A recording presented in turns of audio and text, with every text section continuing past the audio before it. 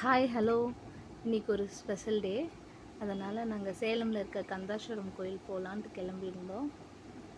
First கோயில்கிட்ட போனதுக்கப்புறம் அங்கே சில ஃப்ரெண்ட்ஸ்லாம் இருந்தாங்க.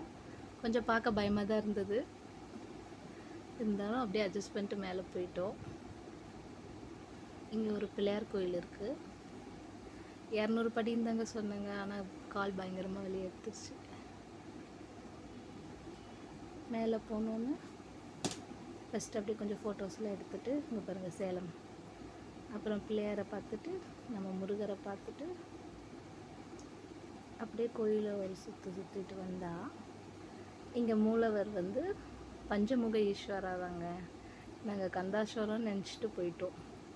அப்புறமேட்டு தான் சொல்கிறாங்க இது பஞ்சமுக ஈஸ்வரர் கோயில், கந்தாஸ்வரம் இன்னும் நீங்கள் போகணும் அப்படின்னு.